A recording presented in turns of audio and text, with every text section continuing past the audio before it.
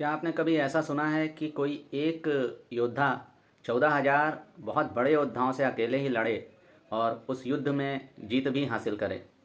बिल्कुल ऐसा ही हो चुका है भगवान श्री राम के साथ, और ये बहुत ही रोमांचक और जोश दिलाने वाली घटना है। भगवान श्री राम अकेले ही 14,000 राक्षसों से भिड़ गए और उन 14,000 राक्षसों को उन्होंने अकेले ही धराशाही कर दिया और उन्हें काल के गाल में भेज दिया। वो 14,000 राक्षस भी कोई छोटे मोटे राक्षस नहीं थे, बल्कि अपने समय के सबसे बलवान राक्षस थे। और उन राक्षसों से लड़ने में बड़े बड़े देवी देवता, यक्ष, किन्नर, गंधर्व जैसी बड़ी अति बलशाली जातियाँ भी बहुत ही डरती थीं। और वो उनका स्वामी खुद बहुत बड़ा था, वो रावण के सेवक थे।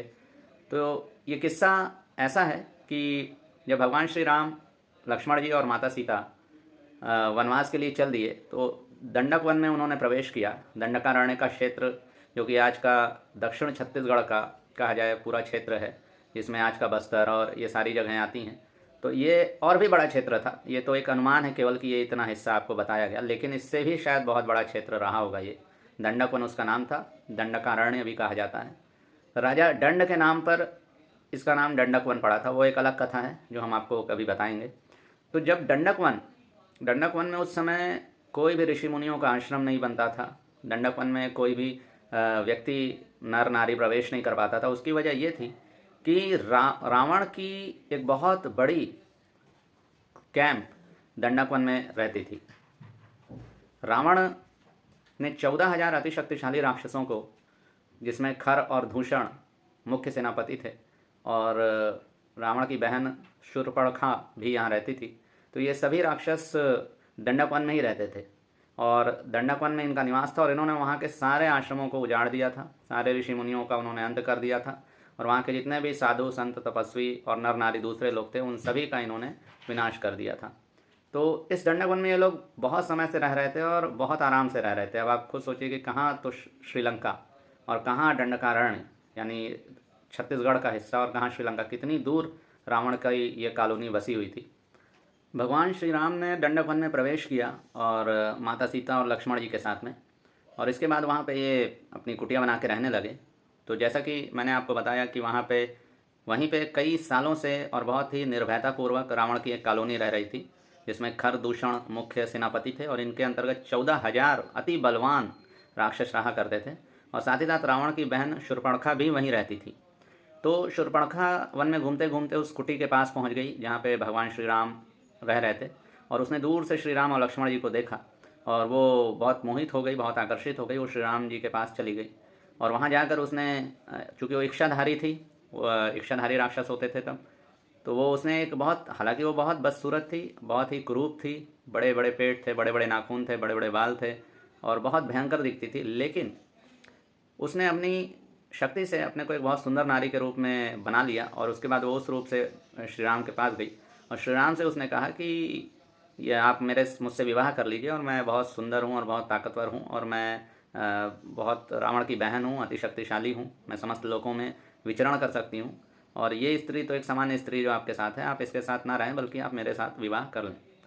तो भगवान श्री राम, जो कि बहुत ज़्यादा चरित्रवान और बड़े महान व्यक्ति थे, और राक्षसों को मारने के लिए ही वो पूर्व योजना के तहत इस तरफ आए थे।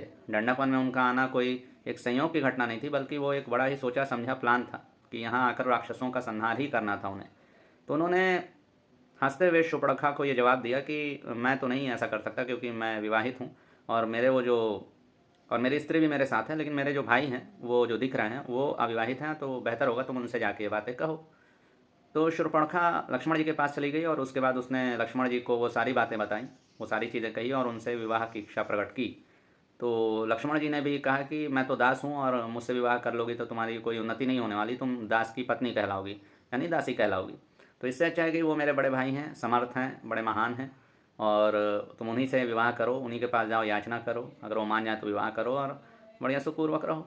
तो फिर से श्री राम के पास गई, लेकिन इस बार वो बड़ी क्रोध में हो गई और उसने कहा कि तुम दोनों को ही अब मैं मज़ा चखाती हूँ, और मैं सबसे पहले इस स्त्री को खा जाती हूँ मार के, क्योंकि ये स्त्री एक तो बदसूरत और कमज़ोर है, और साथ ही इसी की वजह से तुम लोग मुझे नचा रहे हो। तो वो जैसे ही सीता जी पे झपटने की कोशिश करती है तो भगवान श्री राम आदेश देते हैं लक्ष्मण जी को, कि ये राक्षसी है और इसका एक अंग भंग कर दो। तो लक्ष्मण जी शूर्पणखा के नाक और कान काट देते हैं। जब शूर्पणखा का नाक और कान कट जाता है, वो शूर्पणखा जो कि खुद इतनी सक्षम थी कि वो कितने ही मनुष्यों को अकेले ही परास्त कर सकती थी, उसने कितने ही मनुष्य पहले अकेले ही मारे थे, वो शूर्पणखा ये देख के बहुत ज़्यादा उसे आश्चर्य भी हुआ और डर भी बहुत ज़्यादा हुआ कि आखिर शूर्पणखा के नाक और कान काटने वाले ये कौन से मनुष्य हैं और ये कौन लोग हैं, कहाँ से आए हैं। खैर वो रोते रोते अपने भाई खर दूषण के पास गई। खर के पास जाके उसने पूरा वृत्तांत बताया और खर को कहा कि तुम जैसे शक्तिशाली भाइयों के होते हुए भी तुम्हारी बहन की ऐसी हालत हुई, तो अब तुम इसका बदला लो और इसके लिए कुछ करो। तो खर ने भी सोचा कि ये कौन सा व्यक्ति है जो रावण के लोगों पे, खर खुद ही इतना बलवान महापराक्रमी, और अगर युद्ध में वो किसी पे हाथ रख दे तो कोई भी सामने आके उसे बचाता नहीं था, ऐसा खर खुद था। तो खर ने सोचा कि ये किसकी मौत आ गई जो इस तरह के काम कर रहा है। तो उसने कहा ठीक है, उसने 14 चुने हुए राक्षस, 14 चुने हुए राक्षस उसने शूर्पणखा के साथ भेज दिए। उसने सोचा कि ये 14 राक्षस जाएंगे और उन मनुष्यों को मार पीट के और पूरा उनको ख़त्म करके आ जाएंगे।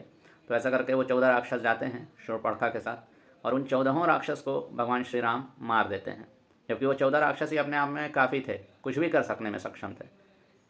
इसके बाद शूर्पणखा वापस रोते हुए आती है और खर को फिर 4 बातें सुनाती है कि लगता है तुम वीर नहीं रह गए, तुम बहन की अपमान का बदला नहीं ले सकते, तुम ऐसा ऐसा करके काफ़ी सुनाती है खर को।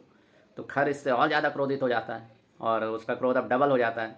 वो सोचता है कि ये कौन है मनुष्य, हम मनुष्य तो हमारे भोजन होते हैं, हम तो राक्षसों को, देवताओं को, ऐसे बड़े बड़े लोगों को नहीं कुछ गिनते, तो ये मनुष्य में ऐसी कौन सी शक्ति आ गई। तो फिर वो कहता है कि चलो रथ तैयार करो, अब हम सब चलेंगे। तो 14,000 अति बलवान राक्षसों की सेना, जिसमें दूषण, त्रिशरा जैसे ऐसे बड़े बड़े राक्षस थे, अकंपन, इन लोगों को ले के खर उस जगह पहुंचता है और काफ़ी उपद्रव होता है। वातावरण में पूरा उपद्रव छा जाता है जब राक्षसों की सेना चलती है। वहाँ जाके वो श्री राम से मिलता है और श्री राम के साथ उसकी 4 बातें भी होती हैं, बड़ी बड़ी बातें होती हैं। वो श्री राम को धमकाता है, श्री राम उसको धमकाते हैं। श्री राम बोलते हैं कि अगर तुम जीवन चाहते हो तो यहाँ से भाग जाओ, वो श्री राम को यही बातें बोलता है। ऐसे करके बहुत बड़ी बड़ी बातें दोनों तरफ से होती हैं। उसके बाद युद्ध शुरू होता है और वो 14,000 राक्षस जो कि अति बलवान राक्षस थे, वो अकेले श्री राम पे टूट पड़ते हैं। युद्ध के पहले ही श्री राम अकेले इसलिए लड़ते हैं क्योंकि युद्ध के पहले ही जब राक्षसी सेना आ रही थी तो लक्ष्मण जी को बोल देते हैं कि लक्ष्मण तुम सीता जी को लेके पहाड़ के चट्टान के उस तरफ चले जाओ और वहाँ से बस देखो, तुम बीच में मत आना। हालांकि लक्ष्मण जी इस बात के बारे में इसका थोड़ा सा छोटा सा विरोध करते हैं कि नहीं, मैं आपको अकेले नहीं लड़ने दूंगा, लेकिन श्री राम बोलते हैं कि तुम्हें मेरे चरणों की सौगंध है और तुम देखो मैं अकेले ही इन सबको मार दूंगा, तुम चिंता मत करो।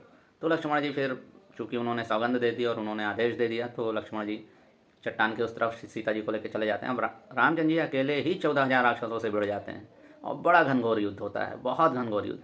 दोनों तरफ से बहुत सारे अस्त्र शस्त्र, दिव्यास्त्र, बड़े बड़े अस्त्र शस्त्र चलते हैं।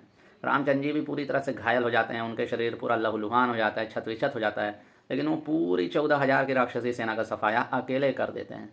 ये देख के खर और त्रिशरा, ये 2 राक्षस अंत में बसते हैं। तो खर और त्रिशरा को अत्यधिक भय होता है और खर को काफ़ी निराशा भी होती है। उसे लगता है कि ये कौन सा व्यक्ति है जिसने हमारे इतनी बलवान सेना को ख़त्म कर दिया। तो फिर त्रिशरा पहले लड़ने जाता है, रामचंद्र जी उसको भी ख़त्म कर देते हैं और फिर खर, अंत में खर जो है वो रामचंद्र जी से लड़ने आता है। तो खर को भी राम भगवान, थोड़ी देर का युद्ध चलता है, उसके बाद खर को भी धराशाही कर देते हैं। इस तरह से उस पूरे दंडक वन को भगवान श्री राम राक्षसों से मुक्त कर देते हैं और वहाँ फिर से नर नारी और ऋषि मुनियों के आश्रम बनने लगते हैं। तो ये एक बहुत बड़ी घटना थी और ये रावण पे समझ लें आप पहला प्रहार था भगवान श्री राम का।